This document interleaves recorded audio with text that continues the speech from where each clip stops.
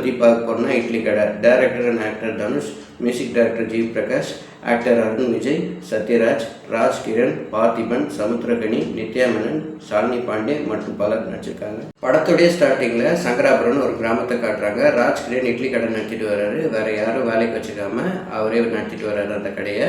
அவரோட பையன் தான் தனுஷ். தனுஷ் கேட்ரிங் படித்து பேங்காக்கில் 5 ஸ்டார் ஹோட்டலில் செஃப்பாக இருக்கார். 5 ஸ்டார் ஹோட்டல் ஓனராக சத்யராஜ் இருக்கார். அவருக்கு 2 பசங்க, அருண் விஜய் அண்ட் ஷாலினி பாண்டே. தனுஷ் ஷாலினி பாண்டிக்கு என்கேஜ்மெண்ட்லாம் இருக்குது. மேரேஜ் ஆகிறது கொஞ்ச நாள் முன்னாடி தனுஷ் அவங்க சொந்த ஊருக்கு போகிற மாதிரி ஒரு சூழல் ஏற்படுது. அதுக்கப்புறம் என்னாச்சு, அதுக்கப்புறம் திருப்பி போனதான் என்ன அப்படின்னு தான் படத்துடைய மீதி கதை. தனுஷ் ஆக்ஷன், இமோஷன், சென்டிமெண்ட் எல்லாத்துலேயுமே வழக்கம் போல் நல்லாவே பண்ணியிருக்காரு. அப்புறம் அவர் சொந்த ஊர்லேருந்து வெளியூர் போயிட்டு அதுக்கப்புறம் சொந்த ஊருக்கே வேலை செய்கிற சீன்லாம் நல்லாவே அமைஞ்சிருக்கு.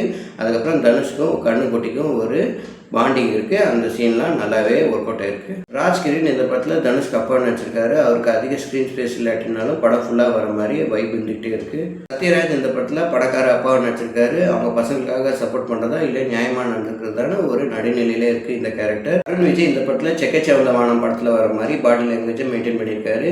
அதுக்கப்புறம் பணக்கார திமிரை காட்டுற மாதிரி கேரக்டர் அமைஞ்சிருக்கு. அதுவும் நல்லாவே பண்ணியிருக்காரு. சமுத்திரகனி தனுஷ்க்கு காம்படிட்டராக வராது.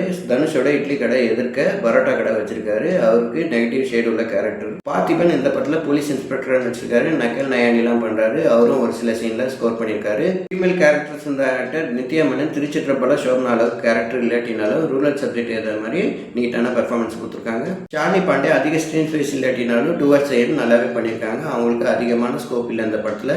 அப்புறம் கீதா கைலாசம் இந்த படத்தில் தனுஷ்க்கு அம்மா நடிச்சிருக்காங்க. சிறப்பான நடிப்பை வெளிப்படுத்தியிருக்காங்க. கேரக்டர்ஸில் வந்த ஆக்டர் இளவரசி இந்த படத்தில் தனுஷோடைய டிராவலர் மாதிரி தான் கேரக்டர் அமைஞ்சிருக்கு. அதுக்கப்புறம் ஆடுகளம் நிறையனும் இந்த படத்தில் ஒரு கேரக்டர் பண்ணியிருக்காரு. எல்லாருக்குமே கொடுக்கப்பட்ட கேரக்டர் ரொம்ப நல்லாவே பண்ணியிருக்காங்க. படத்துடைய பாசிட்டிவ் நெகட்டிவ் ரெண்டுமே பார்த்துடலாம். படம் ஸ்டார்ட் ஆகி 10 to 20 மினிட்ஸ்லேயே ஒரு சுமாரான படத்துக்கு தான் வந்திருக்கணும் ஃபீல் கொடுக்க ஆரம்பிச்சிருச்சு. அது செகண்ட் ஹாஃப்லையாவது மாறும்னு நினச்சேன். ஆனால் அதே ஃபீல் தான் படம் ஃபுல்லாக கொடுத்துச்சு. தனுஷ் இட்லி கடை ஆரம்பிக்கும் போது ஆட்டுக்கல்ல மாவரிக்கிற சீனு காமெடி சீனாக நல்லாவே work out ஆயிருந்தது.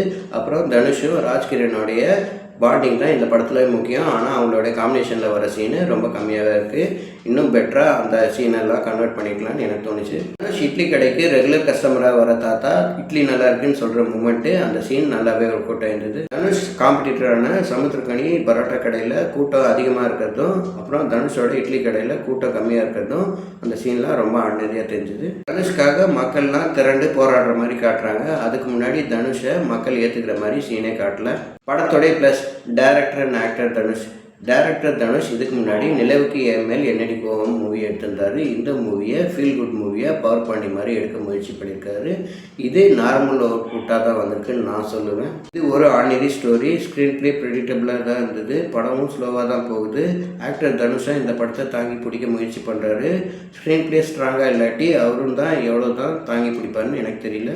Cinematographer Kiran Kaushik அப்புறம் எடிட்டர் பிரசன்னா அவங்க பங்குக்கு ரொம்ப நல்லாவே பண்ணியிருக்காங்க. ஜி பிரகாஷ் இந்த படத்துக்கு மியூசிக் போட்டிருக்காரு. பிஜிஎம் நல்லாவே பண்ணியிருக்காரு. பாட்டு என்ன சுகம் அப்புறம் எஜாமே தந்தானே அப்படின்ற சாங்கு ரொம்ப நல்லாவே அமைஞ்சிருக்கு.